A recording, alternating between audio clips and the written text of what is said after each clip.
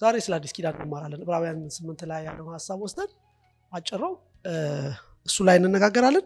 እስቲ እናንብበውና ባለፈው ሳምንት የተናገርኩትን ትንሽ ተናግሬ ወደ ትምህርቱ ቀጥላለሁ። ዕብራውያን ምዕራፍ 8 ከቁጥር 1 እስከ 13 እንዳለ እናነበዋለን። ዕብራውያን ምዕራፍ 1 ከቁጥር 1 እስከ 13 ያለውን እናነበዋለን። እንደዚህ ይላል። በጌታ ስም አነበዋለን። ከተናገርነውም ዋና ነገሩ ይህ ነው። በሰማያት በግርማው ዙፋን ቀኝ የተቀመጠ እንዲህ ያለ ሊቀ ካህናት አለን። እርሱም የመቅደስና የእውነተኛይቱ ድንኳን አገልጋይ ነው። እርሷም በሰው ሳይሆን በጌታ የተተከለች ናት። ሊቀ ካህናት ሁሉ መባንና መስዋዕትን ሊያቀርብ ይሾማልና፣ ስለዚህ ለዚህ ደግሞ የሚያቀርበው አንዳች ሊኖረው የግድ ነው። እንግዲህ እንደ ሕግ መባን የሚያቀርቡት ስላሉ ካህን እንኳ ባልሆነም፣ እነርሱም ሙሴ ድንኳኒቱን ሊሰራ ሳለ እንደተረዳ ለሰማያዊ ነገር ምሳሌና ጥላ የሚሆነውን ያገለግላሉ። በተራራው እንደተገለጠልህ ምሳሌ ሁሉን ታደርግ ዘንድ ተጠንቀቅ ብሎት ነበረና፣ አሁን ግን በሚሻል ተስፋ ቃል በተመሰረተ በሚሻል ኪዳን ደግሞ መካከለኛ እንደሚሆን በዚያ ልክ እጅግ የሚሻል አገልግሎት አግኝቷል። ፊተኛው ኪዳን ነቀፋ ባይኖረው ለሁለተኛው ስፍራ ባልተፈለገም ነበር። ከግብፅ አገር አወጣቸው ዘንድ እጃቸውን በያዝኩበት ቀን ከአባቶቻቸው ጋር እንደገባሁት ኪዳን አይደለም። እነርሱ በኪዳኔ አልጸኑምና እኔም ቸል አልኳቸው ይላል ጌታ። ከዚያም ወራት በኋላ ከእስራኤል ቤት ጋር የምገባው ቃል ኪዳን ይህ ነውና ይላል ጌታ፣ ሕጌን በልቦናቸው አኖራለሁ፣ በልባቸውም እጽፈዋለሁ። እኔም አምላክ እሆንላቸዋለሁ፣ እነርሱም ሕዝብ ይሆኑኛል። እያንዳንዱም ጎረቤቱን እያንዳንዱም ወንድሙን ጌታን ወቅ ብሎ አያስተምርም። ከታናሹ ጀምሮ እስከ ታላቁ ድረስ ሁሉ ያውቁኛልና አመፃቸውን እምራቸዋለሁ፣ ኃጢአታቸውንም ደግሜ አላስብም። አዲስ በማለቱ ፊተኛውን አስረጅቷል፣ አሮጌና ውራጅ የሆነውስ ሊጠፋ ቀርቧል ይላል። እግዚአብሔር ይመስገን። እየተናገረ ያለው ዛሬም ስለ ኢየሱስ ነው። ክብር ለጌታ ይሁን። ባለፈው ያየነው ምንድነው? በአጭር ቃል ኢየሱስ ሊቀ ካህናችን ነው የሚለውን ሲያነሳ አይደል? ሊቀ ካህናችን ነው የሚለውን ሲያነሳ ሊቀ ካህንነቱ ከነ አሮን የተለየ ነው አለን አይደል? ትዝ ይላችኋል። ምክንያቱም እነ አሮን በሕጉ ነው ካህን የሆኑት፣ እሱ ግን በሕግ አይደለም አይደል? በማያልፍ ሕይወት ምንድነው? ኃይል ነው። ስለዚህ ክርስቶስ የማይሞት ለዘላለም የሚኖር ስለሆነ አይደል? የማይለወጥ ምን አለው? ክህነት አለው። በምድር የነበሩ ካህናቶች አንዱ ሲሞት ሌላው ምን ይሆናል? ይተካል። እድሜያቸው ውስን ስለሆነ ስለሚሞቱ ካህናት የሚሆኑ ስንት ናቸው? ብዙ ናቸው። ኢየሱስ ግን ስለማይሞት የማይለወጥ የዘላለም ምን አለው? ክህነት አለው። ስለዚህ የሱ ክህነት እንደ መልከጼዴቅ ሹመት ለምንድን ነው? ለዘላለም ነው አለ። ጌታ ይመስገን። ስለዚህ አገልግሎቱ ደግሞ እንደነ አሮን ምድር ላይ የቆመ ሳይሆን የት ነው አለን? ሰማይ ላይ ነው፣ ዙፋን ላይ ነው ያለው። ኢየሱስ አሁን መስቀል ላይ አይደለም። በነ አሮን የነበረው አይነት ስርዓት፣ ይሄ መስዋዕት የማቅረብ ነገር ኢየሱስ መስቀል ላይ ምን አድርጎታል? ጨርሱታል። ስለዚህ ሁሉን በራሱ ካነጻ በኋላ በግርማው ቀኝ ምን አደረገ? ተቀመጠ። ጌታ ይመስገን። ስለዚህ ኃጢአትን በተመለከተ ኢየሱስ ክርስቶስ መስዋዕት ዓለምን የሚያስወግድ አልናል። የእግዚአብሔር በግ ኢየሱስ መጥቶ ተዋርዶ ኃጢአትን አስወግዶ የት አለ? በሰማይ አለ። አሁን በሰማይ ምን ያደርጋል ሲባል ይማልዳል አይደል? ሁለት ቦታ ነው ይማልዳል የሚለው ቃል መጽሐፍ ቅዱስ ስለ ኢየሱስ የምታገኙት ሮሜ 8:34 ላይ አይደል? እና እዚህ ክፍል ላይ ዕብራውያን 7:25 ላይ እና ሲማልድ ምንድን ነው የሚያደርገው ሲባል ኮንሰርኑ የኃጢአት ጉዳይ አይደለም። የኃጢአት ጉዳይ የት ጨርሱታል? መስቀል ላይ ጨርሱታል። በአሮን የተመሰለው ስራ አልቋል። አሁን ሰማይ ሆኖ የሚያደርገው ምንድነው? ስለኛ የሚማልደውን ነገር ስናይ እንደ መልከጼዴቅ ሹመት የሚለውን ወስደን ከአብርሃም ጋር ያለውን ታሪክ አጀንት ይላችኋል። እና መልከጼዴቅ አገልግሎቱ የኃጢአት ጉዳይ ሳይሆን አብርሃም ሊዋጋ በሄደ ጊዜ አይደል ጠላቶቹን አሸንፎ ሲመጣ ወይም እንዲያሸንፍም የማለደው ማን ነው? መልከጼዴቅ ነው። እንዲህ ሲዋጋ ይማልድለት የነበረው መልከጼዴቅ ነው። አሸንፎም ሲመጣ እንዲቀጥል አቅምን የሰጠው ወይም ኃይልን የሰጠው ማን ነው? መልከጼዴቅ ነው። ስለዚህ ኢየሱስ አሁን በሰማይ ሆኖ ምንድን ነው የሚያደርገው ሲባል እኛ በኃጢአት ላይ ምንድን እናደርግ? ድልን እንድናገኝ አይደል? የሚከቡን ብዙ ምኖች አሉ፣ ነገስታቶች አሉ። አብርሃም ግን ወንድሙን ማርከውበት እንደሄዱት አይነት ነገስታቶች ዛሬ የሚከቡን ምኖች አሉ፣ ብዙ ትንንሽና ትልልቅ ነገስታቶች አሉ። ልክ ነኝ? እና ለአንዳንዶቻችን ቁጣ ሊሆን ይችላል አይደል? ንዴት ሊሆን ይችላል። ለአንዳንዶቻችን የሆነ ነገር ሊሆን ይችላል። የሚያስቸግረን ብዙ ነገር አለ። እዛ ላይ ድልን እንድናገኝ ስለኛ የሚማልድ ማን ነው? እሱ ነው። ለዚህ ነው ደግሞ ያለ ነው ዛሬ። አይመስላችሁም? ታሪካችን እኮ ይናገራል አይናገርም? በአቅምና በጉልበታችን ቢሆን ኖሮ አንችልም ነበር። ክርስትና የአቅም ጉዳይ አይደለም፣ የክርስቶስ ጸጋ ያደረገ ጉዳይ። ክብር ለጌታ ይሁን። ስለዚህ እንደዚህ አይነት ሊቀ ካህን በሰማይ አለ። ስለዚህ እሱ የማይለወጥ ክህነት ስላለ ሁሉ ጊዜ ደግሞ ስለኛ ሁሉ ጊዜ ማለት ሁሉ ጊዜ ነው። ዘወትር ነው የሚለው። ዘወትር ማለት ጠዋት፣ ማታ፣ ማሳ ኤቭሪቲንግ ስለኛ ምን ያደርጋል? ስለሚማልድ በእሱ የሚመጡትን ፈጽሞ ምን ያደርጋቸዋል አይደል? ያድናቸዋል። ይሄ ፈጽሞ ያድናቸዋል የሚለው እስከ ምን አልኳችሁ? እስከ ጥግ አተርሞስት ነው የሚለው እንግሊዝኛው አይደል? እስከ ጥግ ድረስ ሄዶ ምን ያደርጋቸዋል? እስከ ጥግ ማለት ነው በቃ እስከ ጥግ ነው። ለዘላለም ኮምፕሊትሊ ኢየሱስ ምን ያደርጋል? ያድናል። ክብር ለጌታ ይሁን። ስለዚህ ነው እርሱ የእምነታችን ምንድነው? ጀማሪ ነው፣ ደግሞ ምንድነው? ፈጻሚ ነው። በእሱ ጀምረን ከሆነ መጨረሳችን ምንም ጥርጥር የለውም። ለምን ነው ሲባል የኛ አቅም አይደለም፣ የሱ ምልጃ፣ የሱ ጸጋ፣ በእኛ ላይ የሚያፈሰው ጸጋ ይሄን ነገር ያስችለናል። ክብር ለጌታ ይሁን። ስለዚህ እንዲህ አይነት ሊቀ ካህን አለን። ኢየሱስ ጌታ ነው። ዛሬ ደግሞ ሲቀጥል ስለ አዲስ ኪዳን ሲናገር ማለት እንደው ለጀነራል ዕውቀት ትምህርቱ ክፍል ባይሆንም ራሴ የጠየቁትን ጥያቄ ልንገራችሁና የጻፍኩትን ነግራችኋለሁ። ምን ብዬ ጠየቁኝ? ስለ አዲሱ ኪዳን ስናወራ መጽሐፍ ቅዱሳችን ለሁለት ይከፈላል አይደል? ብሉይ ኪዳንና አዲስ ኪዳን። እና ብዙ ጊዜ አዲስ ኪዳን ሲባል የሚመስለን ወይ የምናስበው 27ቱን መጽሐፍ አይደል? ማቴዎስ፣ ማርቆስ፣ ሉቃስ እያለ እስከ ራዕይ ያሉት እነሱ ምንድን ናቸው? አዲስ ኪዳን ናቸው። ከዛ ፍጥረት ደግሞ እስከ ሚልክያስ ያለው ደግሞ ምንድነው? ብሉይ ኪዳን ነው። ስለዚህ እኛ አማርኛችን ይላል አይደል? የአዲስ ኪዳን መጽሐፍ ነው አይደል? ብሉይ ኪዳንና ምን አዲስ ኪዳን ነው የሚለው። ስለዚህ የኛ አማርኛ አዲስ ኪዳን የሚለው በእንግሊዝኛ ደግሞ እንደሚባለው ኦልድ ቴስታመንት እና ኒው ቴስታመንት፣ ጀርመንኛውም ቴስታመንት ነው መሰለኝ አይደል? ኦኬ። እና ምን ብዬ ጠየቅኩ ለራሴ ማለት ነው፣ ለምንድን ነው ቴስታመንት ያሉት? ለምንድን ነው እኛ ኪዳን ብለን ነው አማርኛው እንትኑን ቴስታመንት ማለት ምን ማለት ነው? ምስክርነት ወይም ኑዛዜ ማለት ነው። አንድ ሰው ለምሳሌ ቴስታመንት ይጽፋል ሊሞት ሲል አይደል? ይሄን ያለኝ ምን ያደርግ ይውረስ ብሎ ቴስታመንት ይጻፋል። ሌጋል ይሆናል በፍርድ ቤት እና ቴስታመንት ማለት ኑዛዜ ማለት ነው። ስለዚህ ሊትራሊ ከተረጎምነው የእንግሊዝኛው ምንድነው የሚሆነው? አሮጌው ኑዛዜና አዲሱ ኑዛዜ ነው የሚሆነው። በአማርኛው ግን አዲስ ኪዳንና ብሉይ ኪዳን። ኪዳን ማለት ኮቨነንት ማለት ነው። ኦኬ። ለምንድን ነው እንደዚህ ብለው ተርጓሚዎች የተረጎምኩት? ዝም ብዬ ሳስብ እዛ አንድ ሰንጠረዥ ቃሉን ዝም ብዬ ለትምህርት ሳይሆን ጀነራል ኖሌጅ እንዲሆናችሁ ማለት ነው። የአማርኛው ቃል ኪዳን የሚለው ወደ ኦሪጂናል የሚጠጋው አማርኛው ነው። ምክንያቱም ትክክል ኮቨናንት በሁለት ሰዎች መካከል የሚደረግ ስምምነት ወይም ውል ማለት ነው። እና ኦሪጂናሊ እዛ ላይ ጽፌላችኋለሁ፣ በኋላ ሰምልክላችሁ ችግር የለውም። ቃሉ ኦሪጂናል ቃሉ ቤሪት የሚለው ነው። እሱ ቃል ኪዳን ውል የሚለው በኋላ ሲተረጉሙ አይደል በግሪኩ በላቲኑ ምናምን እያሉ ሲሄዱ የወሰዱት ከላቲኑ ወደ እንግሊዝኛ የወሰዱትን ቴስታመንት ስላሉት ቴስታመንት ሆኖ ቀረ። ግን ትክክለኛው አማርኛው ምን የሚለው ነው? ኪዳን አይደል? ምክንያቱም አዲሱ ኑዛዜ ወይም አሮጌ ኑዛዜ ብለን አይደለም የምንጠራው፣ ውል እግዚአብሔር ከህዝቡ ጋር የገባው አዲስ ውል ወይም አሮጌው ውል የሚል እንትን አለ ማለት። ይሄ ለጀነራል ኖሌጅ ነው። ኦኬ። ዝም ብዬ ለራሴ ስጠይቅ ሰርች አድርጌ ያገኘሁትን ያስቀመጥኩላችሁ እልክላችኋለሁ። ኦኬ፣ ወደ ትምህርታችን እንሄድ። ቁጥር 1 ምን ይላል? ከተናገርነው ዋና ነገሩ ምንድነው? ይህ ነው። አይገርም? ከተናገርነው ምን ማለት ነው? በሌላ አነጋገር እንግሊዘኛው the main point ነው የሚለው። ስለዚህ ጳውሎስ ከምዕራፍ 1 ጀምሮ ስለ ኢየሱስ ብዙ ተናገረ አይደል? ብዙ ነገሮችን ተምረን እስካሁን መተናል። እና ኢየሱስ ክርስቶስ ከመላእክት እንደሚበልጥ፣ ከሙሴ እንደሚበልጥ አየን፣ ከአሮን እንደሚበልጥ አየን። እና በእያንዳንዱ ክፍል ያየናቸው ነገሮች አሉ። ግን ምን አለ ጳውሎስ? ትልቁ ቴማ ግን የምናወራው ነገር ዋናው ነገሩ ግን ስለማን ነው? ስለ ክርስቶስ ነው። ስለ እርሱ ክህንነት ነው። ምንድነው ዋና ነገሩ ስትሉት ይሁት ዋና ነገሩ ምንድነው ካላችሁት በሰማያት በግርማው ዙፋን ቀኝ የተቀመጠ እንዲህ ያለ ምን አለን? ሊቀ ካህናት አለ። ጌታ ይመስገን። ስለዚህ የዕብራውያን መጽሐፍ ዋና መልእክቱ ምንድነው ከተባለ ስለምንድን ነው?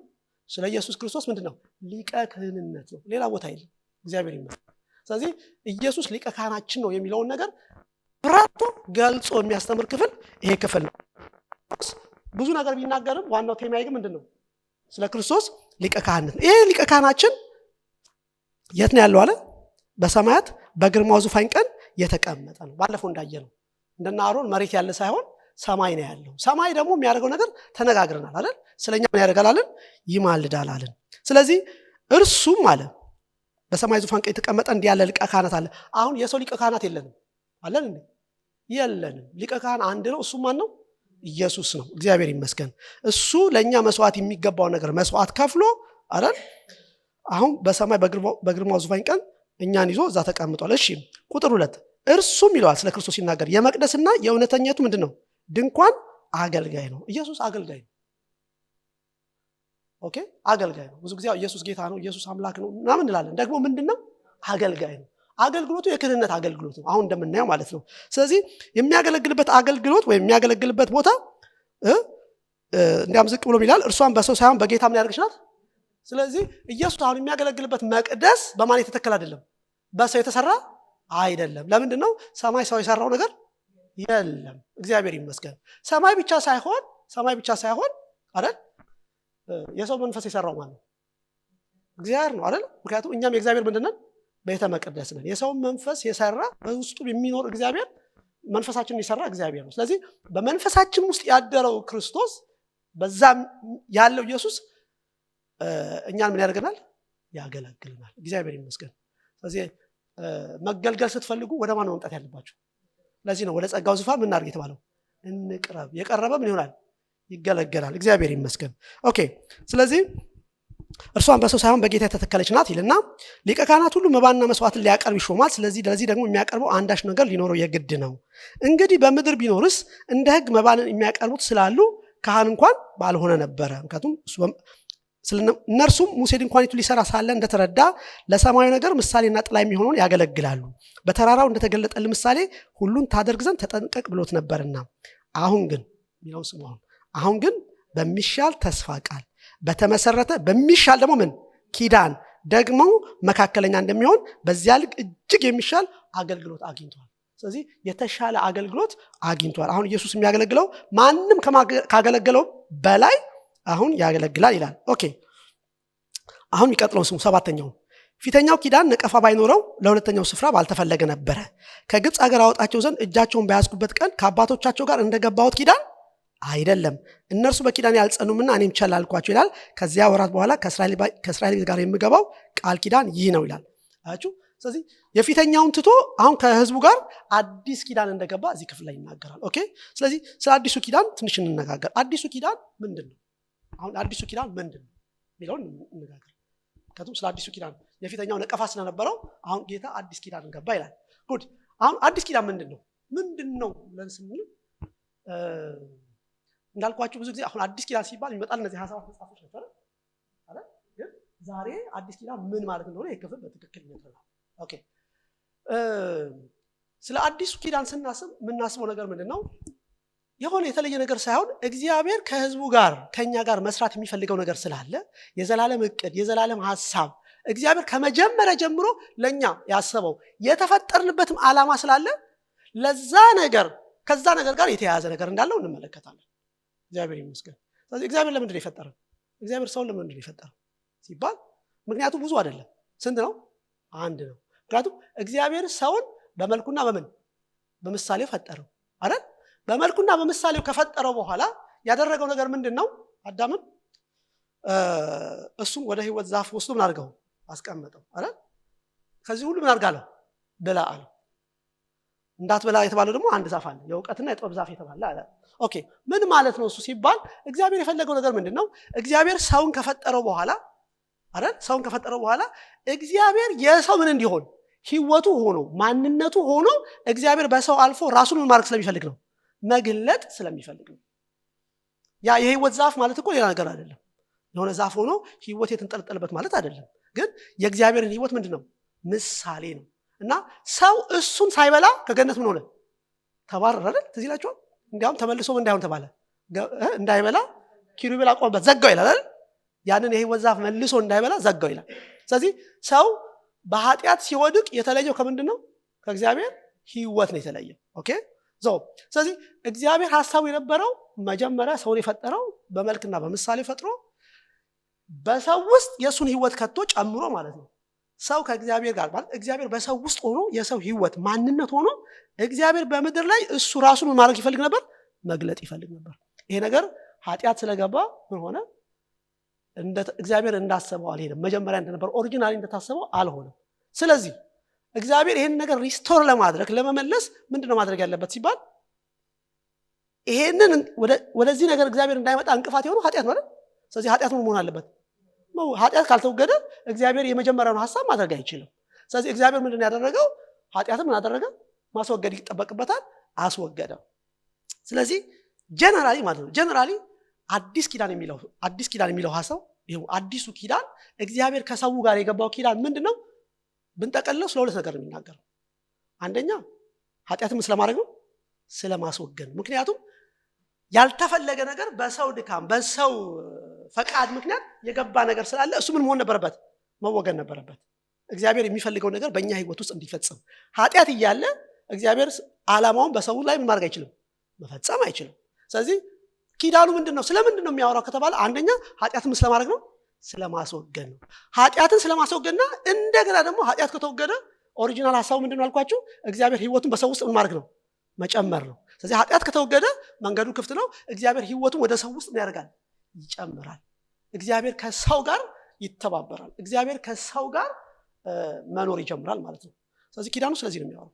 አንድ ኃጢአትን ስለማስወገድ፣ ሁለት ደግሞ እግዚአብሔር ህይወቱን በሰው ውስጥ ምን ስለማድረግ? ስለመጨመር። ሲጠቀለሉ ኪዳኑ ስለዚህ ነው የሚያወራው።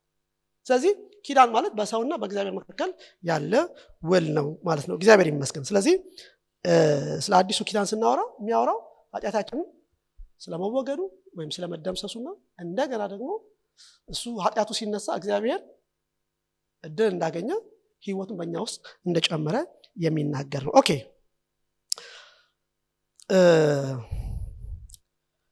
ቁጥር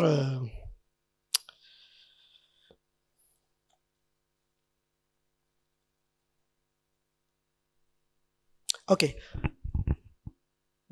ጌታ ኢየሱስ ክርስቶስ ወይም እግዚአብሔር አዲሱን ኪዳን ከመግባቱ በፊት ቅድም እንዳየነው አሮጌ ነበር አይደል? ፊተኛው ነቀፋ ባይገኝበት ኖሮ አዲስ ባላስፈለገ ነበር ይላል። ስለዚህ ስለ ኪዳን ስናወራ አዲስ ስናወራ ምን ነበረ? አሮጌ ነበር አይደል? አሮጌ የሚሆነው መቼ ነው? ሲያረጅ አሮጌ የሚሆነው መቼ ነው? አዲሱ ሲመጣ ነው አይደል? ዛሬ የገዛችሁት ልብስ በጣም አዲስ ነው አይደል? ከሆነ ጊዜ በኋላ ግን ሌላ ልብስ ሲመጣ እሱ ምን ይሆናል? አሮጌ ይሆናል። ልክ ነው። ሁሉ ነገር እንደዛ ነው። አዲስ ሙሽራም እንደዛ ነው አይደል? አንድ ሙሽራ ካገባች በኋላ ሁሌ ሙሽራ ነው። ሌላ ሙሽራ ሲያገባ ግን ያኛው ምን ይሆናል? አሮጌ ሙሽራ ይሆናል ማለት ያረጃል ማለት ሳይሆን እንትኑ ይጠፋል ማለት ነው። ስለዚህ አዲሱ ኪዳን ሲያወራ ምን ነበር ማለት ነው? አሮጌ ኪዳን ነበር ማለት ነው። እግዚአብሔር ከህዝቡ ጋር አሮጌ ኪዳን ገብቶ ነበር። ግን ለምንድን ነው እግዚአብሔር አሮጌ ኪዳን መግባት ያስፈልገው? ለምን ዝም ብሎ መጀመሪያውኑ ለምን አዲስ ኪዳን አልገባም ከህዝቡ ጋር? ይቻል ነበር አይደል? ሁለት አንድ አሮጌ አዲስ ምን አሰኘው? ለምን አዲስ እግዚአብሔር ለምን አዲስ አላስገባም? ቁጥር 5 ምን ይላል? ይሁት ቁጥር 5 ምን ይላል? ሙሴ ድንኳኒቱን ሊሰራ ሳለ እንደተረዳ ይልና አሁን ይለው ስሙ ለሰማያዊ ነገር ምሳሌና ምን ጥላ የሚሆን ያገለግላሉ። በተራራው እንደተገለጠልን ምሳሌ ሁሉን ታደርግ ዘንድ ተጠንቀቅ ብሎት ነበርና። ተራራው ላይ ነው አይደል ኪዳኑን የሰጠው 10ቱን ትእዛዝ የሰጠው እና ጌታ ምን አለው? አንተ ለሰማያዊ ነገር ምንድነው እሱ አለ? ምሳሌና ምን ጥላ። ስለዚህ እግዚአብሔር ምንድነው ያደረገው? በመጀመሪያ ደረጃ አዲሱን ከመምጣቱ በፊት ለሚመጣው ነገር ምሳሌና ጥላ የሚሆን ነገር በአሮጌው ኪዳን ለህዝቡ እንደሰጠ እንመለከታለን። ምሳሌና ጥላ የሚለው እንግሊዘኛው ኮፒ ኤንድ ሻዶ ነው የሚለው። ምን ማለት ነው? እዚህ ጋር ቃሉ ያለው ፎቶግራፍ እንደማለት ነው። ፎቶግራፍ ማለት ነው የብሉይ ኪዳን አሮጌው ኪዳን ለሚመጣው በአዲሱ ኪዳን ለሚገለጠው ነገር አመልካች የሆነ ማሳያ የሆነ ወይም ምሳሌ የሆነ ፎቶግራፍ ነው። ለምሳሌ የሆነ ሰባኪ ይመጣል ተብሎ አሁን እንደሚደረገው ማለት ኮንፈረንስ ሲኖር ቀድሞ ምን ይለጠፋል? የሰውየው ፎቶ ይለጠፋል አይለጠፍም? ይለጠፋል። እንደ ሰውየው ማለት አንዳንዱ ሰው የኔ ፎቶ እኛ ጋር እንደዛ ብሏል። አንድ ጊዜ አንድ ሰው አይደል የኔ ፎቶ አንሷል ትንሽ ትልቅ አድርጉልኝ ብሏልና ኤኒሃው ፎቶ ሲለጠፍ የሚያሳየው ነገር ምንድነው? የሆነ ሰው ምን ይሆናል ማለት ነው? ይመጣል ማለት ነው። ግን ፎቶው ግን ሰውየው ነው አይደለም። ሰውየው የሚመጣው ነው። ለሚመጣው ሰውዬ ግን ማሳያ የሚሆን አይደል የሚናገር የሚገልጥ እንጂ ያ ፎቶ አይናገር አይተነፍስ አይኑን እንኳን አንቀሳቀስም። ያንቀሳቀሳል እንዴ? ዴድ ፎቶ ነው በቃ ሌላ ምንም ትርጉም የለውም።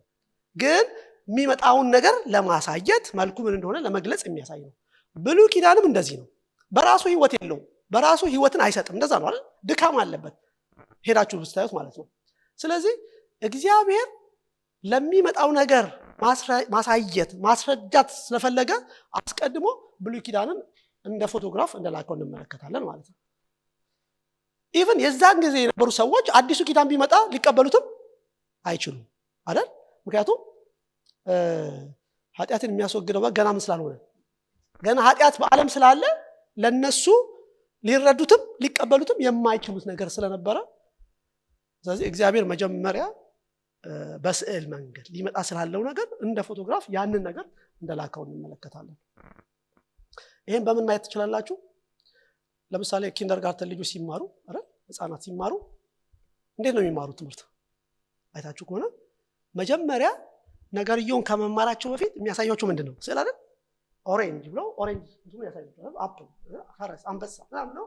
መጀመሪያ ምኑን ነው የሚያዩት? ስዕሉን ነው የሚያዩት። ከዛ በኋላ ቃሉን እንዴት እንደሚነበብ እንዴት እንደሚጻፍ ይማራሉ አይደል? የሚቀርበው የትኛው ነው? ስዕል ነው ያኛው የሚቀርበው? የሚቀለው ስዕል ነው። ኦኬ። ስለዚህ መጀመሪያ ስዕሉን በኋላ ቃሉን ይማራሉ። ጌታ ይመስገን።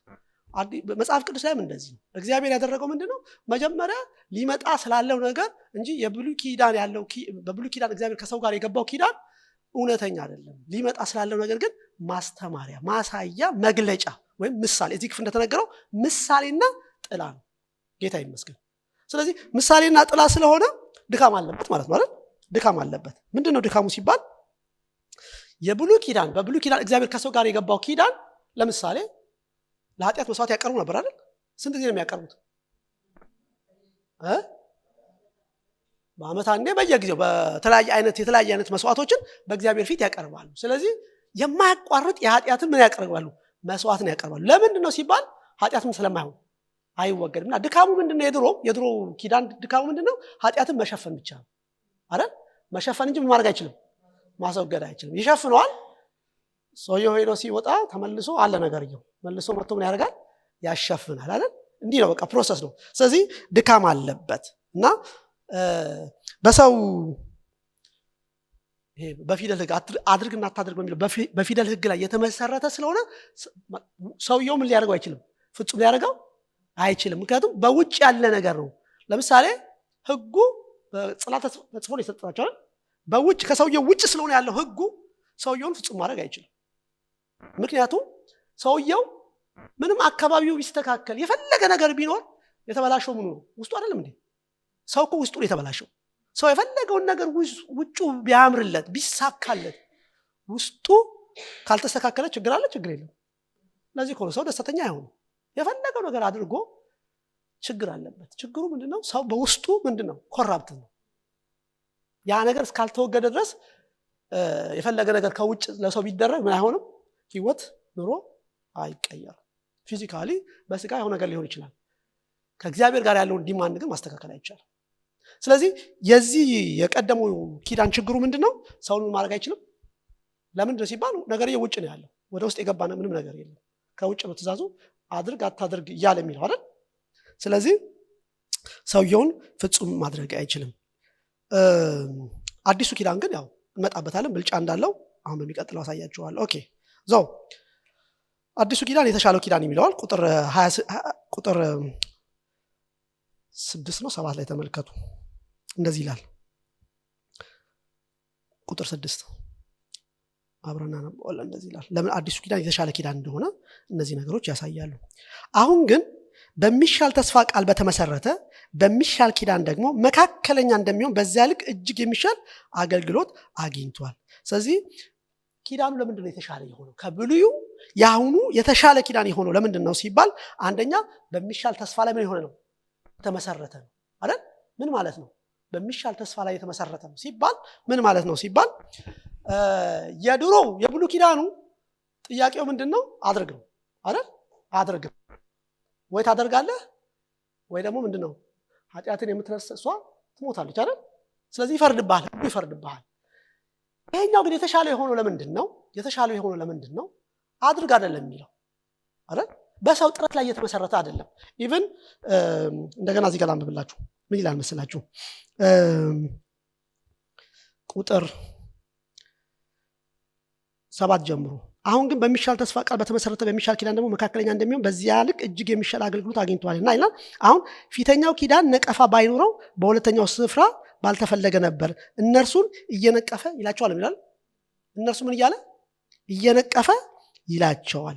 ከዛ ዝቅ ብላችሁ ቁጥር 10 ላይ ቁጥር 9 ላይ እንደዚህ ይላል እነሆ ከእስራኤል ቤትና ከይሁዳ ቤት ጋር አዲስ ኪዳን የምገባበት ወራት ይመጣል ጌታ ከግብፅ ሀገር አወጣቸው ዘንድ እጃቸውን በያዝኩበት ቀን ከአባቶቻቸው ጋር እንደገባሁት ኪዳን አይደለም ከማን ጋር ከአባቶቻቸው ጋር እነሱን እኮ እየነቀፈ ነው የሚናገረው ለምንድን ነው ሲባል እነሱ በኪዳኔ ምን አላደረጉም አልጸኑም አያችሁ ስለዚህ ልዩነቱ ምንድነው ሲባል የድሮው ቤዝድ ያደረገው ሰውየው ላይ ነው ስለዚህ እነሱ በኪዳኑ ምን ስላደረጉ ኪዳን ማለት ስምምነት አይደል እግዚአብሔር ከሰዎቹ ጋር ተስማማ ይሄን ብታደርጉ በትታዘዙ አይደል በረከት ምናምን ባረካችኋል ባትታዘዙ ደግሞ ትጠፋላችሁ አላላችሁ ትሞታላችሁና ኪዳን አስገባላችሁ ሲያያቸው ሰዎቹ እያለቁ ነው ለምን ሲባል በኪዳኑ ምን አልሆኑ አልቻሉም መጽናት አልቻሉም እና ችግር ያለው እግዚአብሔር ሳይድ አይደለም ችግር ያለው ማን ሳይድ ነው ለዚህ ነው እየነቀፈ የሚላቸውና የድሮ ኪዳን የሚጠይቀው ሰውየው ነው ማድረግ አለበት ካላደረክ ውሉ ላይ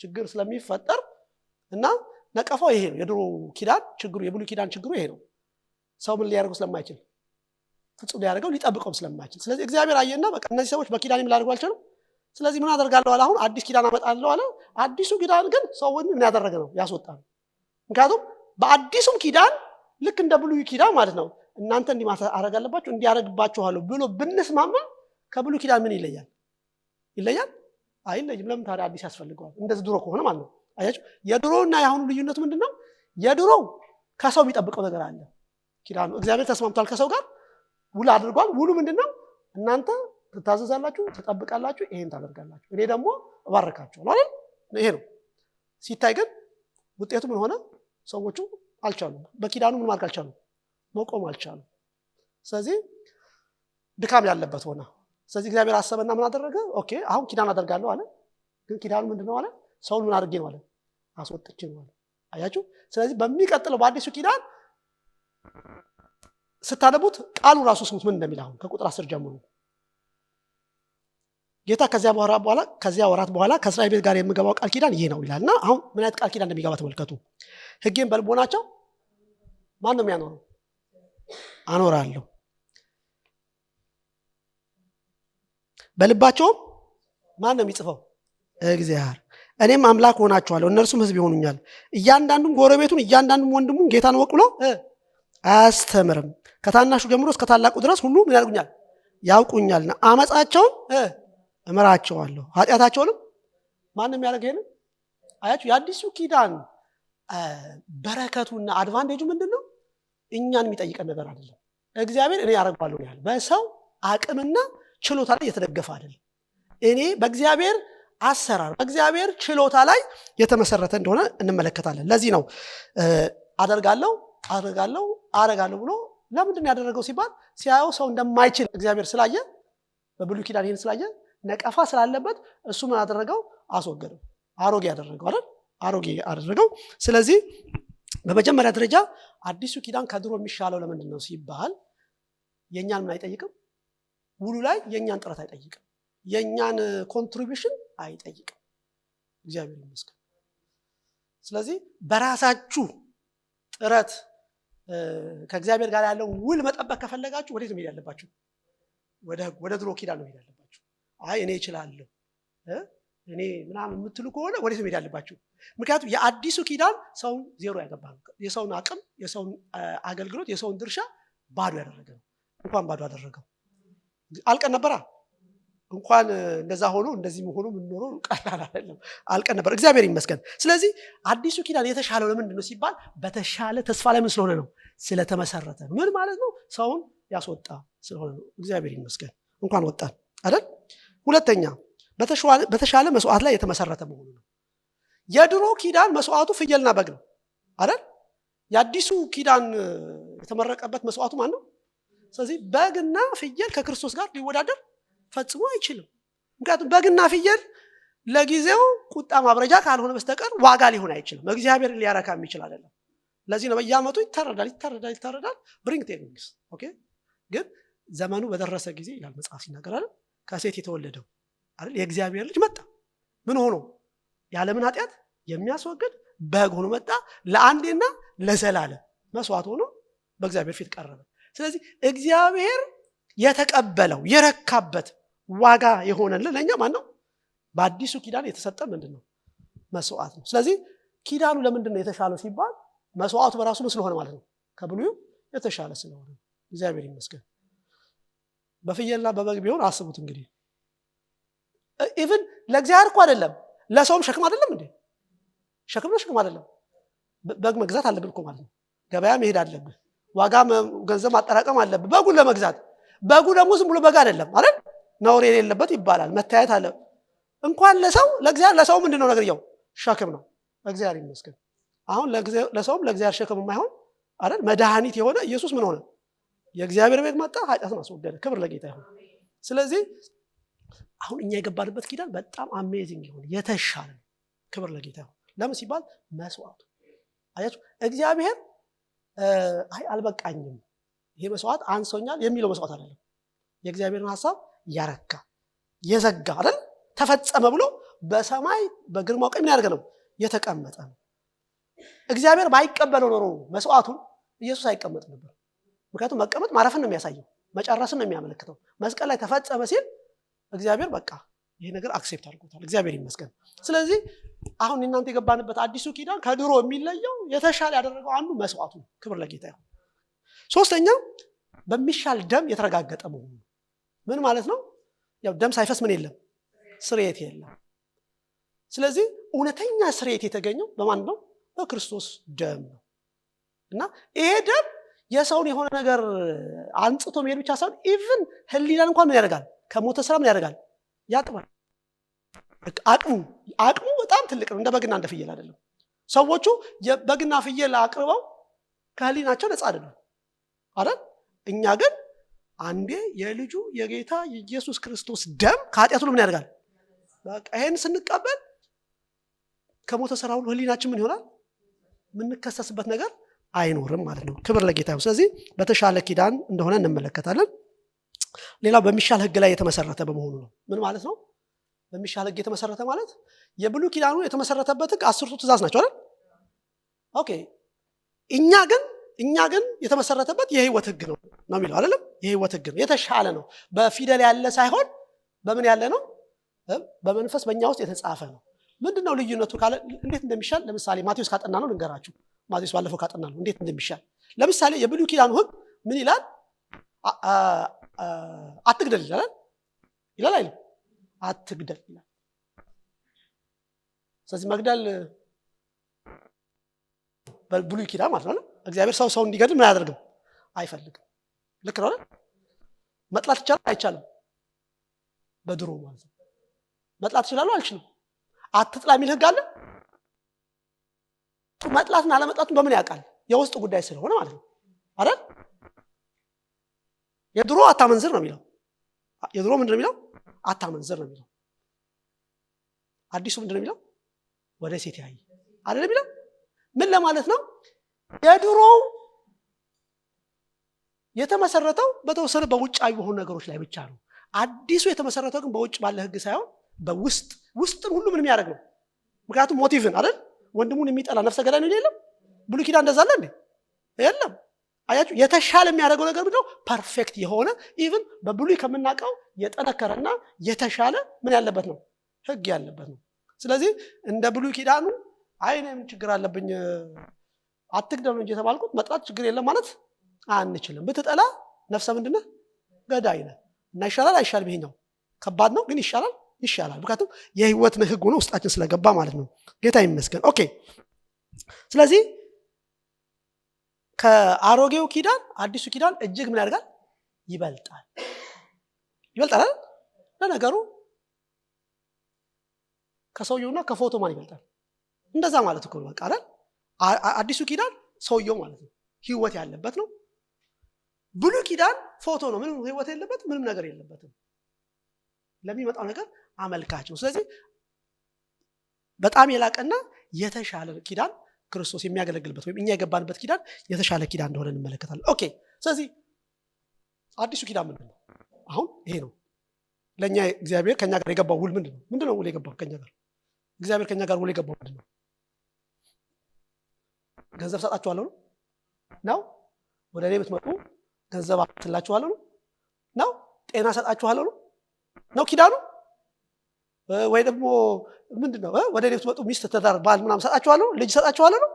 ምክንያቱም ገንዘብ ብሎ የመጣ ሰው ገንዘብ ሲያገኝ ምን ያደርጋል? ይሄዳል።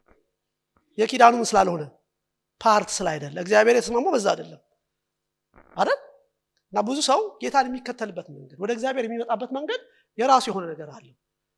እግዚአብሔር ከኛ ጋር ኪዳን ግን አራት ነገር ያዘ ብቻ። በእነዚህ አራት ነገር ከተስማማን መተን እንቀጥላለን። ካልተስማማን አይደል በቃ ውል ስለሆነ ማለት ነው። ኮቨናንት ስምምነት ማለት ነው። ስለዚህ ይሄ ሌላው ነገር ትርፍ ነገር ነው። እግዚአብሔር ከኛ ጋር የተስማማው ስለ አራት ነገር። አዲስ ኪዳን ሲባል ከማቴዎስ እስከ ራእይ ማለት አይደለም። እግዚአብሔር ከሰው ጋር ማለት መጽሐፉ አዲስ ኪዳን ይባል እንጂ እግዚአብሔር ከኛ ጋር የገባው ውል ግን ኮቨናንት ግን አዲሱ ኪዳን የሚባለው ግን ስንት ነገር ነው? አራት ነገር። ስለ አራት ነገር ብቻ ነው እግዚአብሔር ከኛ ጋር ምን ያደርገው እና ሌላ ነገር መጨመር አይቻልም ማለት ነው። ኦኬ ይሄ ገንዘብ ቤት ልጅ ምናምን የሚባል ትርፍ ነገር ነው። ኦኬ ጉድ አንደኛው እናንብበው ምንድነው የሚለው ከዚያ ወራት በኋላ ከስረምና ኦኬ አንደኛ ጌታ ምን ይላል? ሕጌን በልቦናቸው አኖራለሁ በልባቸው ምን አደርገዋለሁ? እጽፈዋለሁ። ጌታ ይመስገን። ምንድነው እያለ ያለው? ሕጉ በድንጋይ ላይ ነበር የተጻፈው ድሮ አይደል? ስለዚህ እግዚአብሔር ማለት ሕጌን በምናቸው ጽፈዋለሁ አላለ? በልባቸው ጽፈዋለሁ ደግሞ በልባቸው ምን አደርገዋለሁ? አኖረዋለሁ ነው የሚለው። ልክ ነው አይደል? ባይ ዘ ወይ ይሄ ጥቅስ የተወሰደው ከኤርሚያስ ትንቢተ ኤርሚያስ 31ኛው ምዕራፍ ላይ ከ31 እስከ 34 ኤግዛክትሊ ከዛ ነው የተወሰደው። ዕብራውያን 10 ላይም ታገኙታላችሁ። ሶስቱም የሚያስቀምጡት እንደዛ ብለው ነው። ሕጌን በልቦናቸው አደርጋለሁ አኖራለሁ በልባቸው ምን አደርገዋለሁ? እጽፈዋለሁ ነው የሚለው። እንግሊዘኛ ላይ ግን ሁለት ቃል ነው የሚጠቀመው። አንደኛው ላይ አእምሮ ነው የሚለው ልብ አይልም። ሁለተኛው ላይ ልብ ነው የሚለው። ኦኬ እሱን ይገለብጡታል። አሁን ኤርሚያስ ላይና ዕብራውያን ላይ ደግሞ ያለው ይገለባብጡታል። ኤሪያው ግን አእምሮንና ልብ የሚል ቃል ነው የሚጠቀመው። ኦኬ የትንቢተ ኤርሚያስ ላይ ያለው ኮት የተደረገበት ደግሞ ኦሪጂናል ጥቅሱ ላይ ሄዳችሁ ብታዩት የሚለው ምንድነው? ልብ የሚለው የሰውነት ክፍሎች ውስጥ ነው የሚለው። ሰፋረ የውስጥ ክፍሎች ውስጥ ማለት ነው። እሺ ምን ማለት ነው? ጨጓራ ጉበት ላይ ማለት አይደለም። ኦኬ እንደዛ ማለት አይደለም። ነግራችኋለሁ። ኤኒሃው እግዚአብሔር በአዲሱ ኪዳን ከኛ ጋር የገባው ስምምነት ምንድነው ሲባል ይዞ እኛን አጥቶናል። እሱ ነው እንቱን የሚያደርገው ሁሉ ነገር ተባለን አይደል? መጀመሪያ የሚያደርገው ነገር ምንድነው? ያንን የህይወት እግዚአብሔር የሚፈልገው ያ ዲማንዱን ህጉ የእግዚአብሔር ዲማንድ ነው አይደል? ያንን እግዚአብሔር የሚፈልገውን ነገር የሚነግረን በጽላል ላይ ጽፎ ሳይሆን የሚሰጠን እንደድሮ በልባችን ላይ ምን ያደርገዋል? ይጽፈዋል። ይሄ ምኑ ነው? ኪዳኑ ነው። ስለዚህ የአዲሱ ኪዳን ሰዎች አድርግና አታድርግ በሚለው ህግ ምንኖር ሰዎች አይደለም። ለምን ሲባል እሱ የትኛው ዘመን ነው? የፎቶግራፉ ዘመን ነው። ኦኬ የአሁኑ ዘመን ግን ራሱ እግዚአብሔር ህጉን በውስጣችን አድርጎታል፣ ጽፎታል። በልባችንና በአእምሮአችን ጽፎታል። ልብ ማለት ነው ማለት ልባችን ሲል ማለት መቼም ይሄ ደም የሚረጨው አይደለም አይደል? እንደዛ እንዳይመስላችሁ። ልባችን ሲል ይሄ ኦርጋኑ ልብ የሚመታው ምናምን ማለት አይደለም። ኦኬ ልብ ማለት ነው። ምን ይመስላችኋል? እሺ ሐሳባችን ማለት ነው። ልብ ማለት በፍጹም ልብ አይደል? በፍጹም ኃይል በፍጹም ነፍስ አምላክን ማለት ውደድ። ልብ ምንድነው? ሜዲካሊ ብዙ ነገር ሊባል ይችላል። ኦኬ ልብ የሚለው ቃል የሚናገረው ወደፊት ምናልባት እናየው ይሆናል። ለዚህ ነው የድሮ ትርጉም ምን ይለዋል? የሰው የውስጠኛው ክፍል ነው የሚለው። ምን ማለት ነው? ልብ ማለት ነፍስ የነፍስ ክፍሎችን በሙሉ የያዘ ነፍስ የሚባለው ማለት ነው ስሜት አይደል? ስሜታችን፣ ፈቃዳችን፣ አእምሮአችን እነዚህ የነፍስ ክፍሎች ናቸው። ልክ ነው። ፕላስ የመንፈሳችን ክፍል የሆነውን ህሊና የሚባለውን ኮንሽስነስ አራቱን የያዘው ልብ ይባላል። እነዚህን አራቱን ጠቅሎ የሚይዘው ልብ ማለት ነው። ስለዚህ ምን ማለት ነው? እግዚአብሔር ህጉን በልባችን ውስጥ ሲከት ወይም በአእምሮአችን ሲጽፍ ምን ማለት ነው? ይሄ ህግ መንፈሳችንንም ነፍሳችንንም ስሜታችንንም ፈቃዳችን ላይ የሚሰራ ምን ይሆናል ማለት ነው? የህይወት ህግ ይሆናል ማለት ነው። ስለዚህ አንድ ነገር ለማድረግ እና ላለማድረግ ግዴታ የሆነ ነገር ገልጠን ማየት አይጠበቅብንም አይደል? ብዙ ጊዜ ሰዎች እንደዚህ ይጠይቃሉ አይደል? እንደዚህ ማድረግ ተፈቅዷል ወይስ አልተፈቀደም ይባላል አይደል? ለምሳሌ ዘፈን መስማት ተፈቅዷል አልተፈቀደም? ተፈቅዷል አልተፈቀደም ማለት እንደው ለመልሱ ሳይሆን እንዲህ ነው ጥያቄዎች አሉ። ጥፍር ቀለም መቀባት ተፈቅዷል አልተፈቀደም? እና ሰው ዝም ብሎ የሚጠይቀው ጥያቄ አለ። ገብቷችኋል? ተፈቅዷል። አሁን ለዚህ እንዴት ነው የሚመለሰው ሲባል ባይዘው የብሉይ ኪዳኑ 10 ነው። ከ10 በላይ ሌላ ነገር የለውም አይደል? ከ10 ውጭ ከሆነ ይፈቀዳል ማለት ነው ቢያንስ። የአዲሱ ኪዳን ግን ልዩነቱ ምንድነው ሲባል ህጉ ውስጣችን ስላለ እያንዳንዱ ሰው ትክክልና ትክክል ያልሆነ ያውቃል አያውቅም? ማንም ሳይነግረው ትክክል መሆኑን አለመሆኑን ያውቃል። ስለዚህ አንዳንዴ ሰው እንዲህ ተብሏል ከሚል አይደል ውስጡ ያለው ነገር ማዳመጥ ከቻለ መልሱ እዛው ነው። ለምንድን ነው ሲባል እኛ እንደ ብሉይ ኪዳን ያለን ሰዎች አይደለም። ምክንያቱም የሆነ ነገር መጽሐፍ የተጻፈ ነገር እያየን የምንኖር ሰዎች ሳይሆን ራሱ ህጉ በመንፈስ ቅዱስ አማካኝነት ውስጣችን ምን ሆኗል? ገብቷል። መንፈስ ቅዱስ ይሄን የሰራው እጽፈዋለሁ አይደል ያለው? እጽፈዋለሁ። ጌታ ይመስገን።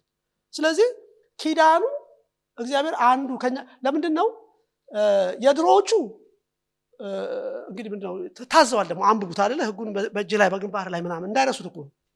እኛ ግን ችግሩ እንዳንረሳው ምን ረሳው አይደለም። ለምንድን ነው ሲባል የት ነው ያለው? ባለሁበት ቦታ መገኘት የሌለብኝ ቦታ ስገኝ አሁን ስላለሁበት ቦታ እስቲ ቆይ መጽሐፍ ቅዱስ ምን ይላል ብዬ አይደለም የምገልጠው። ምንም ሳልን ውስጤ ምን ይላል? ውጣ ከዚህ ቦታ አይልም? ይሄ አንተ ቦታ አይደለም። ስለዚህ የህይወት ህግ ማለት ይሄ ነው። ህይወታችን ላይ የሚሰራ ህግ ሆኖ መጥቷል። እግዚአብሔር ይመስገን። የከበረ አይደል ታዲያ? የከበረ ነው። አንድ ጊዜ አንድ ምስክርነት የሰማሁት ምንድነው አንድ ሰው እግረ መንገዱን ሲሄድ የሆነ ገጠር ቦታ ላይ መሰከረላቸው ወንጌል ለባልና ለሚስቱ ገበሬዎች ናቸው። መሰከረላቸውና ጌታን ተቀበሉ ማለት ነው። እዛ አካባቢ ክርስቲያን የሚባል ነገር የለም። ይሄን መጽሐፍ ቅዱስም የለም። ሰውየው እግረ መንገዱን ሲሄድ ስለሆነ እንትን ያለው መጽሐፍ ቅዱስም አልሰጣቸውም ይዞ ስላልነበረ መሰከረላቸው። ጌታን ተቀበሉ፣ ጸለይላቸው፣ ጌታን ተቀበሉ። ሄደ ሰውየው። ከዛ የዛኑ ማታ ጌታን እኮ ተቀበሉ። የዛኑ ማታ ራት ሊበሉ ተቀምጠው ሳለ ሁሌ ልማድ አላቸው። ያው ምግባቸውን አዘጋጁ። የሚጠጡት ደግሞ ወይን አላቸው እና ወይን አዘጋጁ እና እነዚህ ሰዎች ምንም ሰምተው አያውቁም። መጽሐፍ ቅዱስ ራሱ የላቸውም። ከዛ ለመብላት ሲጀምሩ ግን ባልየው አንድ ጥያቄ ጠየቀ። እኔ የምልሽ አላት ሚስቱ ይሄንን መጠጣት ይፈቀዳል እንዴ ብሎ ጠየቃት። ከየት አመጣ? ውስጡ ያ ስሜት ያ ኮንሽስነስ ስለነበረ ነው። በኋላ ምን አሉ? ስለማያውቁ በቃ የሚመጣ ያ ሰውዬ ነው የነገረን ነገር ሲመጣ እንጠይቀዋለን ብለው እሱ እስከሚመጣ አቆዩት ማለት ነው። አያችሁ ምንድነው የሚያሳየው? ይሄ እኛ የገባንበት ነገር የሆነ ስርዓት ምናምን አይደለም። ህይወት ነው ውስጣችን የገባው። ጌታ ይመስገን። አዲሱ ኪዳን የሚያወራው ስለ ህይወት ነው። እና የመጀመሪያው ትልቁ ነገር እግዚአብሔር ከኔና ከእናንተ ጋር የተስማማው ነገር እናንተ ብቻ ወደ እኔ ነው፣ እኔ ምን አደርግባችኋለሁ? ህጌን እጽፍባችኋለሁ። ጌታ ይመስገን። ለዚህ ነው እጃችንን አንስተን ጌታን የተቀበልን ቀን መንፈስ ቅዱስ ወደኛ መጣ። ያደረገው ይሄንን ነው። ከዛን ቀን ጀምሮ በህይወታችን ዘመን ሁሉ መንፈስ ቅዱስ የሚሰራው ነገር ይሄን ህግ በህይወታችን ያሰራዋል። እና ደግሞ የሚጨምርና የሚሰፋ ነው። ህጉ አንድ ህግ ነው። ህጉ አንድ ነው። ውስጥ ሲገባ ግን ብዙ ነው የሚሆነው። ለምንድን ነው ሲባል ልብንም አይደል? ልብንም አእምሮን ነው የሚለው። አእምሮንም ነፍስንም አይደል? ስሜት ሁሉንም ነገር ነው ያደርጋል፣ መግዛት ይጀምራል። ለዚህ ነው እንደ ዳንን ጌታን እንደተቀበልን አንዳንድ ነገሮች አልተውንም ማለት አሉ እኮ እየቆዩ ምን ሆኑ? ትክክል እንዳልሆኑ ሲገቡ ምን ያደርግናቸው? እየተውናቸው የመጡ ብዙ ነገሮች አሉ። ደግሞ እርግጠኛ ነኝ አብዛኛው ነገር የተውነው መተው ሰው ተው ስላለን አይደለም ነው እንዴ? አይደለም። በቃ ሳናቀው ጠላ ነው አይደል? አስጠላል። አሁን በጣም ወዳቸው የነበሩ ነገሮች የጠላኋቸው ነገሮች አሉ። ማንም ምንም ሳይለኝ ምኑ ነው ህይወቱ እንደዛ ያደርጋል። ልክ ነው ልክ አይደለም? ምክንያቱም እግዚአብሔር ህይወቱን የጨመረብን የሆነ ክሪድ ወይም ትእዛዝ አይደለም የጨመረብን። ያ ህይወት ግን የራሱ የሆነ ፈንክሽን አለው። ህይወት የራሱ የሆነ ምን አለው? ፈንክሽን አለው። ጌታ ይመስገን አይደል? ውሻ ወዶ ነው የሚጮህ? ህይወቱ ስለሆነ ነው። አልጮህም ይችላል? አይችልም። ልክ ነው። ድመትም ራሱ አሳዳ የምትይዘው ምኗ ስለሆነ ነው? ህይወቷ ስለሆነ ነው። ያ በውስጡ ያለው ነገር ያደርጋታል። ነገር የዚህ ሀገር ድመት ትንሽ ከሲስተሙ ወጥቷል። አይጥ ሲያይ የሚፈራ ድመት ያለው እዚህ ሀገር ኤኒሃው ነቸሩ የተዘዋወረበት እንትን ያለው ልክ አይደል? ኤኒሃው ምን ልላችሁ ፈልጌ መሰላችሁ? በክርስትና እኛ የገባንበት አዲሱ ኪዳን እንደ ብሉዩ አይደለም። ራሱ ህይወቱ እኛን ምን ያደርገናል? ይነግረናል እንዴት መኖር እንዳለብን ትክክለኛው እንደሆነ። ስለዚህ መምጣት ያለ እግዚአብሔር ይሄንን ነገር ስላደረገ ውስጡ ያለው ነገራችንን መከተል ብቻ ነው ያለብን። እሱ የጠላውን ምን ማድረግ መቻል አለብን? መጥላት አለብን። አልፈን ከሄደን አመጽ ነው። ለውስጣችን ስንታዘዝ ግን ህጉ በየቀኑ እየሰራ ምን ያደርገናል? የእግዚአብሔርን ነገር በውስጣችን ያስቀምጣል። ክብር ለጌታ ይሁን። ስለዚህ እግዚአብሔር ምን እንደሚፈልግና እንደማይፈልግ የሚነግረን በውስጣችን የገባው የህይወት ህግ ነው። ይሄ ደግሞ አንድ ቀን የሆነ ቀን ላይ ስንደርስ የምንቀበለው ሳይሆን ጌታን የተቀበልን ቀን አብሮ ምን ያደርግብን ነው? የገባና የተጻፈብን ነው። እግዚአብሔር ይመስገን። መቼም ተጽፏል ሲባል ልክ ፊልም ላይ ሙሴ ላይ እንዳየነ እሳት እየመጣ ያለ የሚጽፈው እንደዛ አይደለም የተጻፈው። ግን መንፈስ ቅዱስ ውስጣችን ሆኖ ምን አድርጎታል? አስቀምጦታል ማለት ነው አይደል? እንደዛ አይደል? ጌታ ይመስገን። ኦኬ። ስለዚህ የኪዳኑ አንደኛው ክፍል ይሄ ነው። ሁለተኛው ምንድነው? ሁለተኛው አኖራለሁ ካለ በልባቸው እነርሱም ህዝብ ይሆኑኛል አይደል የሚለው? እኔ አምላክ ሆናቸዋለሁ እነርሱ ምን ይሆኑኛል? ህዝብ ይሆኑኛል ይላል። እግዚአብሔር ይመስገን። ስለዚህ በቃ እግዚአብሔር እኛ ህዝቡ ያደረገን እንደነሱ በርቀት እዛ አስቀምጦ እሱ ተራራ ላይ ተቀምጦ ወይም ተራራ ላይ ሆኖ እነሱ ምድር ታች ሆነው ይሄ ህዝቤ ነው ምናምን ያለው አይደለም። በህይወት ነው ምን ይሆን ነው የተሳሰር ነው። ተወልደን አይደለም አይደል? ከእግዚአብሔር ተወለዱ እኮ ነው የሚለው። ስለዚህ ህይወት ተካፍለን ነው የእግዚአብሔር ምን ይሆን ነው? ህዝቡ ይሆን ነው። እግዚአብሔር ይመስገን። ተራ ነገር አይደለም። እንደ ብሉይ ኪዳኑ አይደለም። እግዚአብሔር በልጁ በኢየሱስ ክርስቶስ ህይወትን ሰጥቶን ወልዶን እንደዛ ነው። ከደምና ከስጋ ፈቃድ አልተወለዱ አይደል ነው የሚለው። ከእግዚአብሔር ሆኑ ተወለዱ። ስለዚህ በውልደት ያገኘነው ህይወት እንደሆነ እንመለከታለን። ስለዚህ እግዚአብሔር አምላካችን ምናችን ነው? እግዚአብሔር ምናችን ነው? አምላካችን ነው። እኛ ምን ነን? ህዝቡ ነን። ይሄ ውሉ ላይ የተቀመጠ ነው። ሁለተኛው ውሉ ላይ እግዚአብሔር ከኛ ጋር የገባው ውሉ ላይ የተሰጠው ውሉ ላይ ይሄን ይናገራል። ኦኬ። ስለዚህ አንደኛው ስለ ህጉ ነው። ሁለተኛ እኛ ህዝቡ ስለመሆናችን ህጉ ላይ ወይም ውሉ ላይ ተቀምጧል። ሶስተኛ እግዚአብሔርን የማወቅ ውስጣዊ ችሎታ እንደሰጠን ይናገራል አይደል? ቀደም እንዳነሳሁት ማለት ነው። ኦኬ። ሶስተኛው ምንድነው የሚለው? እያንዳንዱ ጎረቤቱን እያንዳንዱ ወንድሙን ጌታን ወቅ ብሎ አያስተምርም። ከታናሹ ጀምሮ እስከ ታላቁ ድረስ ሁሉ ያውቁኛል። አሁን ይሄ የሚያወራው ስለምንድን ነው? ማንም ሰው በዚህ በአዲሱ ኪዳን መሰረት ማለት እግዚአብሔር ከሰው ጋር የገባው ውል እኔ አሁን ከእናንተ ጋር ኪዳን ስገባ ውል ስገባ ህጉን በውስጣችሁ አደርጋለሁ፣ አምላካችሁ ሆናለሁ፣ ህዝባችሁ ሆናለሁ። ማንም ሰው እግዚአብሔር ምን ያደርጋል? ያውቃል። ወንድሙን ጎረቤቱን እግዚአብሔርን ወቅ ብሎ ምን አያደርግም? ስለዚህ እግዚአብሔርን ወቅ ተብለን ምን አንደረግም? አንማርም። ለምን ነው እግዚአብሔርን ወቅ ተብለን አንማርም? ጥሩ አይደለም እንዴ? እግዚአብሔርን ማወቅ ተብለን እንማር። እግዚአብሔርን በትምህርት አይደለም የምናውቀው፣ በህይወት ነው የምናውቀው አይደል? በህይወት ነው የምናውቀው። ምን ማለት ነው? ውስጣችን ስለገባ አይደል? ስለዚህ ወይ እግዚአብሔርን እናውቀው ወይ እግዚአብሔርን ምን አናደርገው? አናውቀው። አዲሱ ኪዳን እንደዚህ ነው። ስለዚህ መሰረታዊ የሆነ ነገር ስለ እግዚአብሔር ማለት መጽሐፍ ቅዱሳዊ ትምህርት አያስፈልግም አይደለም እያለ ያለው። መጽሐፍ ቅዱስ አስተማሪዎችን ሰጥቷል፣ እንማራለን። ግን መሰረታዊ የሆነ ነገር እግዚአብሔር እንዳለ አይደል? እግዚአብሔር አምላክ እንደሆነ ማንም ሰው ያደርጋል። ይሄን ህይወት የተቀበለ ሰው ያውቃል። ለምንድነው ሲባል እግዚአብሔር ህይወት ሆኖ ውስጡ ስላደረገ ስለገባ። ስለዚህ እግዚአብሔርን ለማወቅ ግዴታ የውጫዊ ትምህርት አይደለም እንድናውቀው የሚያደርገን። ኦኬ። ወይም የሰው ረዳት ማያደርገንም አያስፈልግም። በውስጣችን ያለው መለኮታዊ ህይወት ከመለኮታዊ ህይወት ምን አድርገናል? ተካፍለናል። ቀድም እንዳልኳቸው እግዚአብሔር የሚወደውና የማይወደውን ምን እናደርጋለን?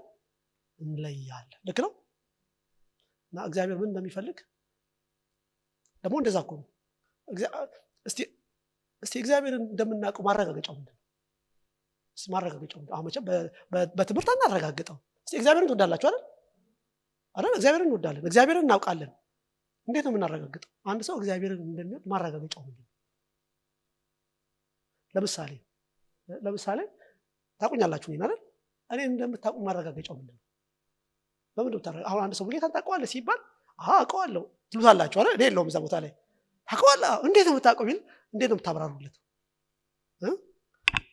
መጽሐፍ 28 ላይ እንደዚህ ገጽ ላይ ተጽፏል ብላችሁ ማለት አትናገሩ። የምትናገሩት ምንድን ነው እንዴ? የምትናገሩት ነገር አለ። የት እንደምኖር አይደል? ምን እንደምለብስ፣ ምን እንደምወድ ትናገራላችሁ። ልክ ነው። ስለዚህ እግዚአብሔርን እንደምናውቀው አንዱ ማረጋገጫው ምንድን ነው? እግዚአብሔር የሚወደውና የማይወደው ነገር እናውቃለን አይደል? እሱ ዛሬ ማረጋገጫ አይሆንም። እኔ አሁን ምን እንደምበላ ምን እንደማልበላ የሚያውቀው አይደል? ያውቀኛል ማለት ነው። ስመጣ አለርጂክ የሚሆንብኝ ምግብ አያቀርብልኝም። ምን ስለሚሆን ስለሚያውቀኝ ማለት ነው። ስለዚህ እግዚአብሔርን ማወቃችን ራሱ አንዱ ማስረጃው ምንድነው ሲባል እግዚአብሔር የሚወደውና የማይወደው ነገር እናውቃለን። ግልጽ ነው። ይሄ ደግሞ ልክ አይደል? በዕለታዊ ኑሯችን አይደል? የሆነ ቦታ ገብታችሁ የሆነ ነገር ልትገዙ ገብታችሁ ምናልባት ወይ የሆነ ቦታ ተቀምጣችሁ ቅድም እንዳልኩት በቃ ይገባችኋል ያ ነገር እግዚአብሔር ምን እንደማያደርገው እንደማይወደው። እንዴት አወቃችሁ? በቃ እግዚአብሔርን ስለምታውቁት። ይሄ አንዳንድ ጊዜ ሰው እንደዛ ይመስለዋል። ሚስትሬስ እናደርገዋለን። እግዚአብሔርን ማናቅ ምናምን ይመስልናል። ግን ራሱ ህይወት ውስጣችን ስላለ በኑሯችን ላይ ይገለጣል። ነገሮች ሲፈጠሩ ይሄ እግዚአብሔር ምን ያደርገው አይወደውም እንላለን። ስለተጻፈ አይደለም ውስጣችን። አንዳንዴ እኔ ውስጥ ያልተቀበለው ምንለው ነገር አለ። እኔ ነገር ሰው እኮ ያደርገዋል። እኔ ውስጥ ያልተቀበለው ምንለው እግዚአብሔር ምን ስለማያደርገው ነው? ስለማይወደው ነው። ስለዚህ እግዚአብሔርን ማወቅ ውስጣዊ ችሎታን አግኝተናል።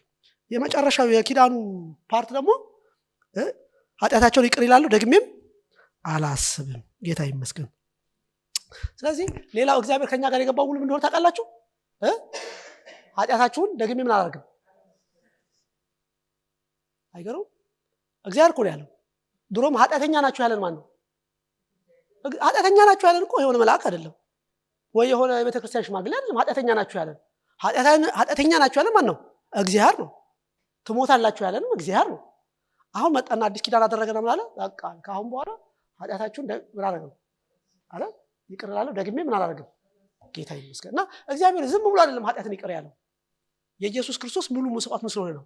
ስለተከፈለ እግዚአብሔር ስለረካ በክርስቶስ ኢየሱስ ወይም ስለኛ የተጠየቀውን ነገር በሙሉ ኢየሱስ ዋጋ አድርጎ ስለከፈለ እግዚአብሔር ካሁን በኋላ ኃጢአትን ምን አያደርግም። በሱ ላይ ባመኑት ላይ ኃጢአትን ምን አያደርግም አይቆጥርም። የክርስቶስ መስዋዕትነት ያንን ነገር እንዳስቀረና እናያለን። ስለዚህ በደላችንን ምን አደረገው አስቡ። የእግዚአብሔር ትልቁ ችሎታ ምን ነው ታውቃላችሁ? ይቅር አለ። ከዛ ደግሞ ምን አያደርግም በደሉን አያስቡ። ክብር ለጌታ ይሁን። ይቅርታ አለ። ከዛ ምን ያደርገው አያስቡ። ሰው እንዴት ነው የሚያደርገው? ይቅር ሲል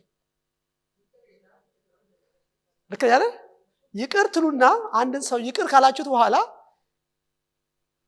ከ5 ዓመትም በኋላ ነው ነገር ከተፈጠረ አንተ እንደዚህ አድርገኝ ከዚህ በፊት የምንለው አረሳለው ማለት አይደል? ካረሳነው ምን አይደለም ማለት ነው ይቅርታ አይደለም። ባይዘወይ ይቅር ማለት መርሳትም ማለት ስለሆነ እሺ እንለማመድ አይደል? እውነተኛ ከባድ ነው። አይ ነው ከባድ ነው። እውነተኛ ይቅርታ ግን ሰውየውን ይቅር ብያለሁ ካልነው ነገሩ መርሳት ማለት ለምሳሌ ጎርቶን ከሆነ ምናምን አንዳንድ የማንቀጥልባቸው ነገሮች ሊኖሩ ይችላሉ። ችግር የለውም እሱ ማለት አይደለም። ግን ቀድሞ ያደረገውን ነገር ግን ምን ማድረግ መቻል አለብን? መተው አለብን፣ መርሳት አለብን። ትክክለኛ ይቅር ካላችሁ አብሮ የሚመጣው ምንድነው? መርሳት። ካልተረሳ ግን ይቅርታው ምን አይደለም ማለት ነው? ትክክለኛ አይደለም። ከባድ ነው ግን መልመድ አለብን። አይመስላችሁም? ለምን መሰላችሁ? እግዚአብሔር ከኛ ጋር የገባውን ይሄ ነው። ጌታ ይመስገን። ስለዚህ የአዲሱ ኪዳን አንዱ ትልቁ በረከትና ጥቅሙ ምንድነው ታውቃላችሁ? እስከዛሬ ብዙ በደል ሰርተናል አይደል? የት ሄደ ያሁን በደል ሲባል እግዚአብሔር ፋይል ዘንድ የለም። በደልን ይቅር ካለ እግዚአብሔር ምን ያደርጋል? forget it። እንግሊዘኛውም ደስ ይላል። forgive and forget ነው የሚለው። ጌታ ይመስገን። እንደዛ እየሆነ ነው ያኖረን። ክብር ለኢየሱስ ይሁን። እየቆጠረ ቢሆን ችግር ነበር። ምክንያቱም ሲቆጠር ራሱ እንትኑ ቦታው ላይ እንትኑ ላይ በቃ ይችላል። ስፓሻል ፕላስ ላይ በቃ ይችላል ቢቆጠርብን ማለት ነው። ልክ ነው። በየደቂቃው ምን ስተው አንዳንዴ ዞር ስንል ዞር። ስለዚህ ምንድነው ግን የዚህ ምክንያቱ ምንድነው ሲባል ኢየሱስ ክርስቶስ የኃጢአታችን መስዋዕት ሆኖ ለኃጢአታችን ዋጋ ስለከፈለ በደል ስለተወገደ እግዚአብሔር ከዚህ በኋላ በክርስቶስ ባሉ ሰዎች ላይ ችግርና ምንድነው ቁጣ ምናምን የለበትም። በክርስቶስ ኢየሱስ ያሉ አይደል ኩነኔ የለባቸውም። ጌታ ይመስገን። ይሄ ትልቁ በረከት።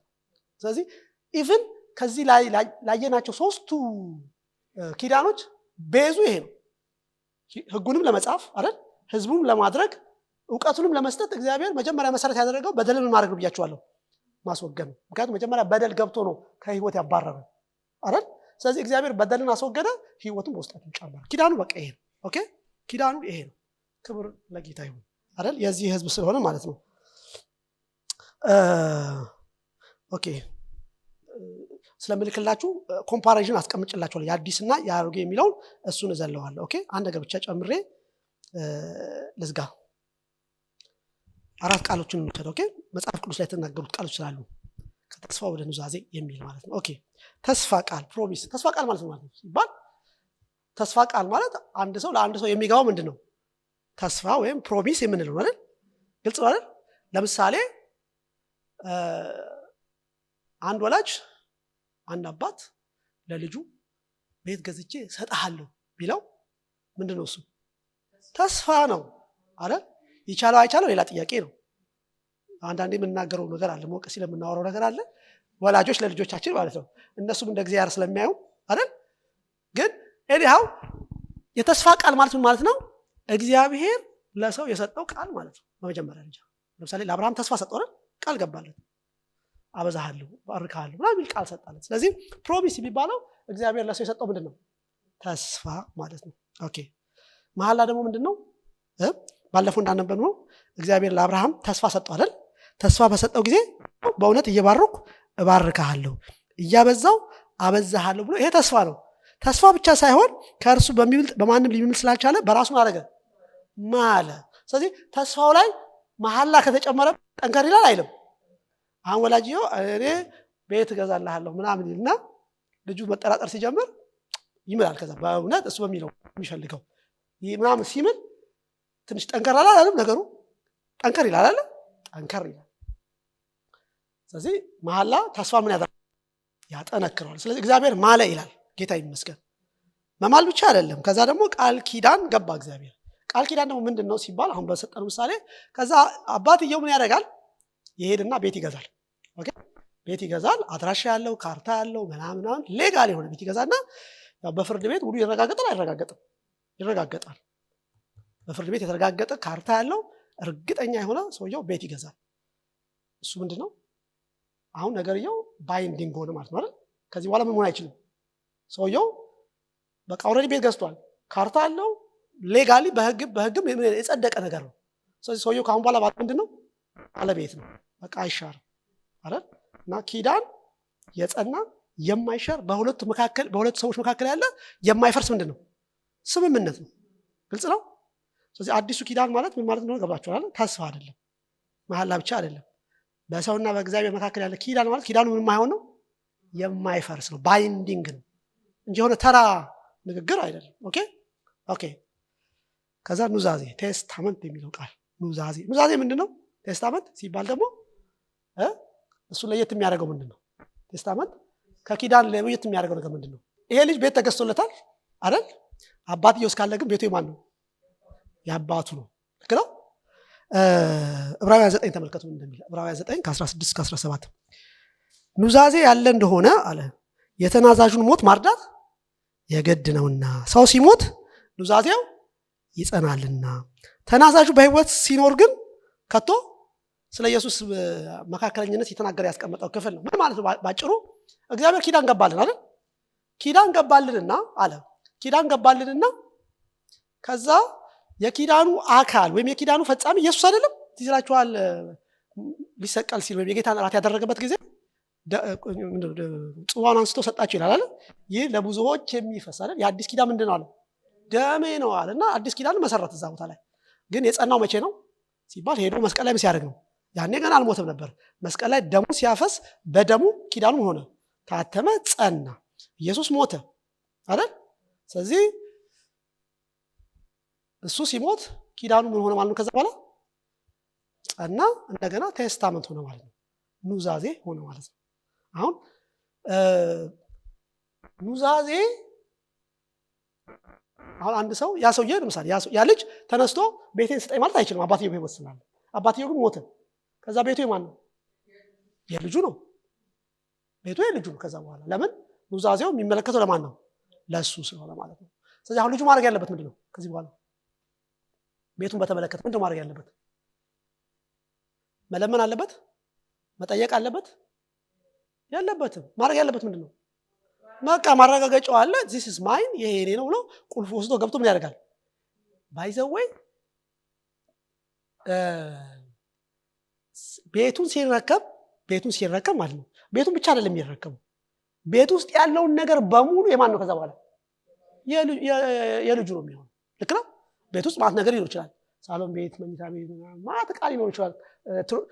ካዝናም ሊኖር ይችላል። ሰውየው ብቻ ብዙ ነገር ሊኖር ይችላል። ያ ሁሉ ግን የማን ነው? የልጁ። ቤቱ ብቻ ሳይሆን በቤት ውስጥ ያለው ነገር በሙሉ የማን ነው? የእሱ ነው። ጌታ ይመስገን። ስለዚህ ከዛ በኋላ ተነስቶ ስለ ቤት መጸለይ አይደል ማማከር ነው አያስፈልገውም። ኦልሬዲ ቤቱ የማን ነው? በድፍረት የኔ ነው ብሎ የሚገባበት ነው። ክብር ለጌታ ይሁን። ግልጽ ነው ያወራሁት ነገር። ኦኬ። ስለዚህ ኪዳኑ በክርስቶስ ሞት ምን ሆኗል? ጸንቷል፣ ተፈጽሟል። ስለዚህ እነዚህ አራት ኪዳኖች ኖርማሊ ኪዳን ብቻ አይደሉም፣ አድገው ምን ሆነዋል? ቴስታመንት ኑዛዜ ሆነዋል ማለት ነው። ግልጽ ነው። ጌታ ይመስገን። ስለዚህ ለምነን ወደኛ የምናመጣቸው ነገሮች አሉ። እነዚህ አራቱ ነገሮች ኦልሬዲ ማን ናቸው? የኛ ናቸው። ተሰጥተውናል። እንደ ኑዛዜ እግዚአብሔር ለኛ የሰጣቸው በክርስቶስ ሞት ተመርቀው በኑዛዜነት ለኛ የተሰጡ ናቸው። ጌታ ይመስገን።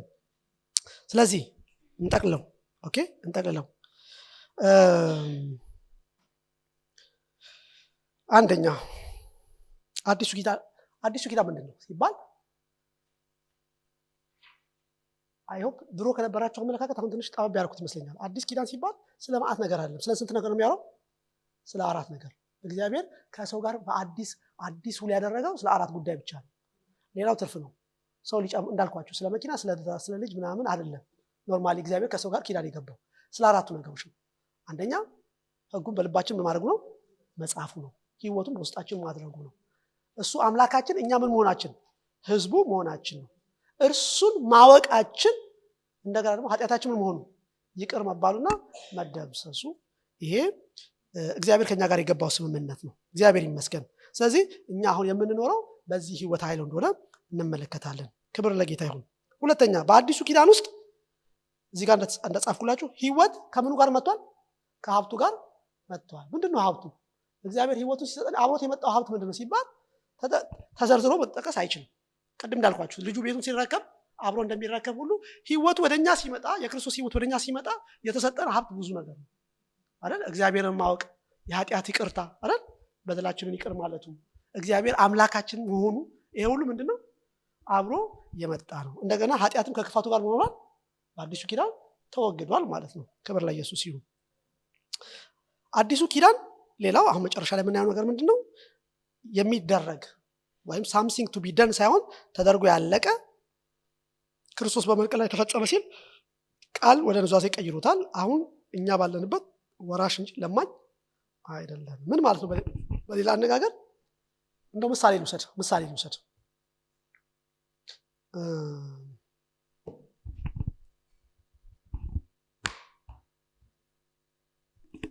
መቼም እግዚአብሔር ሆይ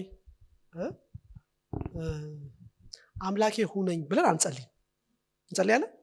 ለምንድን ነው አንጸልየው? ኦልሬዲ ምናችን ነው? እሱ አምላካችን መሆኑ ማረጋገጫው የሆነ ነገር አለ። እኔ የማደርገው ምሰራው ቲያትር ምናምን አይደለም። አምላካችን እሱ መሆኑ ማያዣው ባይንዲንጉ ምንድነው ሲባል ሰነዱ ምንድነው? ይሄ ኪዳን ነው። በዚህ ኪዳን እግዚአብሔር ለሰው ልጆች ምን ብሏል? እኔ ምናችሁ ሆናለሁ? አምላካችሁ እሆናለሁ ብሏል። ስለዚህ እግዚአብሔር አምላኬ ነው። ምንም ነገር ይምጣ እግዚአብሔር የሚቀየር አይደለም። እኔ ባደረግኩት ነገር የሚወርድ የሚጨምር ነገር አለ። የእግዚአብሔር እንትን ስለሆነ ማለት ነው አይደል? ጌታ ይመስገን። ኃጢአት ላይም ራሱ ድል መንሳት ቢሆን ገብቷችኋል? ኃጢአትን ማሸነፍ ቢሆን ኖርማሊ በክርስቶስ የተሰራልን ስራ አይደል? በክርስቶስ የተሰራልን ስራ። የዚህ ህይወት አንዱ አቅም ምንድነው ሲባል እንደ ብሉይ ኪዳኑ አይደለም። የዚህ ህይወት አንዱ አቅም ምንድነው? ሰውን በኃጢአት ላይ ምን እንዲያደርግ? ጉልበት እንዲያገኝ አይደል? እንዲያሸንፍ ምን ያደርገዋል? አቅምን ይሰጠዋል። ሮሜ 8:2 ነው እንደዛ የሚለው። በክርስቶስ ኢየሱስ ያለው የህይወት መንፈስ ህግ ከሞትና ከኃጢአት ህግ ምን ያደርገናል? አርነት ያወጣናል። የት ያለው? በክርስቶስ ኢየሱስ ያለው የህይወት መንፈስ ህግ። ቅድም አልኳችሁ እግዚአብሔር መጀመሪያ ያደረገው ህጉን በውስጣችን ያኖርብናል አይደል? ይሄ ህግ ምንድነው መሰላችሁ የሚሰራው? ከሞትና ከኃጢአት ህግ ምን ያደርገናል? ነፃ ያወጣናል። ታዲያ ለምንድን ነው ኃጢአት የምንሸነፈው? ዋይ ለምንድን ነው ኃጢአት የሚያሸንፈን ሲባል ችግሩ አንድ ነገር ነው። ቃሉ ልብ ብላችሁ ካያችሁት የህይወት በክርስቶስ ያለው የህይወት መንፈስ ህግ ነው የሚለው። ስለዚህ የኛ ችግራችን ምንድነው? ነገሩ ሲመጣ እኛ ነን ለመቅጠም የምንሄደው አይደል? እኛ ነን ለመቅጠም የምንሄደው፣ ነገሩን ለመቅጠም የምንሄደው እኛ ነን። ስለዚህ የሚያሸንፈው ማን ነው? ኃጢአቱ ነው የሚያሸንፈው። ኃጢአት ሲመጣ እኛ ለመቅጠም ስንሄድ የሚያሸንፈው ማን ነው? እኔ ካሁን በኋላ ቆይ አልናደድም አልቆጣም ብላችሁ ወይም አልሳደብም ብላችሁ ብትሄዱ ተሳድባችሁት ባታውቁትን ተሳድባችሁ ትመለሳላችሁ። ልክ ነው አይደል? ይሄ እኮ ነው ልምምዳችን። ለምን መሰለህ? ራሳችን ስንሄድ የሚያልቀው በመውደቅና በመሸነፍ። መቼ ነው ነፃ የምንወጣው ሲባል ወደዚህ ህይወት ስንመጣ። ምክንያቱም በክርስቶስ ኢየሱስ ነው ያለው ያ ነገር እንጂ በእኔ ውስጥ አይደለም ያለው። ስለዚህ ወደ ክርስቶስ በክርስቶስ ኢየሱስ ወዳለው የህይወት መንፈስ ግን ስመጣ እሱ ምን ያደርገኛል? እንዳሸንፍ ከኃጢአትም ይሁን ከሞትክ ምን አደርጋለሁ? አሸንፋለሁ። እግዚአብሔር ይመስገን። ስለዚህ የአዲስ ኪዳን ብርታቱ የአዲስ ኪዳን ጥንካሬው ኃጢአትን እንኳን ማሸነፍ የምንችልበት አቅም ውስጣችን ነው ያለው። እግዚአብሔር ይመስገን አይደለም? ምክንያቱም የስበት ህግ ይሰራል አይደል? የስበት ህግ እኮ ይሰራል። ማንንም ሰው ያወረደ ይፈጠፍጣል። እና ይሄ ህግ የተባለበት ሪዝን ለምንድን ነው? የትም ቦታ በየትኛውም ሰዓት እኩል ሁሉም ጋር የሚሰራ ነገር ስለሆነ ማለት ተፈጥሮ ስለሆነ ማለት ነው። አሜሪካን ብትሆኑ ወደ ላይ ብትዘሉ ትወድቃላችሁ አይደል? የሆነም ሀገር ሄዳችሁ ወደ ላይ ብትዘሉ ምን ትሆናላችሁ? ለምን? ግራቪቲ ምን ስላለ? ሎ ስላለ ማለት ነው። ኦንሊ ቲንግ የምታሸንፉት መቼ ነው? ያንን አጌንስት የሆነ ነገር ውስጥ ለምሳሌ አውሮፕላን ላይ ብትቀመጡ ልትወድቁ ትችላላችሁ? አትችሉም። ምክንያቱም አውሮፕላኑ ከዛ ምንድነው ተቃራኒ የሆነ የሌላ ህግ አለው። ስለዚህ አውሮፕላን ላይ ስትሆኑ ምንም ነገር ወደ ታች ምን ያደርጋችሁ? ሰማይ እኮ ነው ሄዳችሁት። እንዲያውም ኖርማሊ ራሳችሁ ከምትወጡበት ከፍታ ይልቅ በአውሮፕላን የምትወጡት ከፍታ ይበልጣል እና የምትወድቁ ቢሆኑ አወዳደቁ ያኛው ይበልጣል። ግን በሌላ ህግ ላይ ስትሄዱ ያንን ኦቨርካም ታደርጋላችሁ ማለት ነው። ጌታ ይመስገን። ኃጢአትም እንደዛ ነው። ኦኬ በራሳችን ስንሄድ እሱ ብርቱ ስለሆነ የእሱ ኃይል የእሱ ህግ የኃጢአት ህግ በውስጣችን ያለው ህግ ኃይለኛ ስለሆነ ስቦ ያስቀረናል። ስለዚህ ሁሌ እናለቅሳለን። መቼ ነው ማሸንፈው? መቼ ነው ከዚህ ነፃ መውጣው? መቼ ነው እንላለን። መቼም አይሆንም። የሚሆነው መቼ ነው? ወደ ማን ስንመጣ ነው? ወክርስቶስ ወዳለው የህይወት ውስጣችን ወደ ገባው ነገር ስንመጣ የዛን ጊዜ ጥረትም አይጠይቅም። ለካ እንዲህ ነበር ቀላል ነበር የምንለው ይሆናል ማለት ነው። ጌታ ይመስገን። ስለዚህ እንኳን የአዲስ ኪዳን ህዝቦች ሆኑ። ኦኬ እና እግዚአብሔር ከኛ ጋር በእነዚህ አራት ነገሮች ውል አድርጓል ማለት ነው።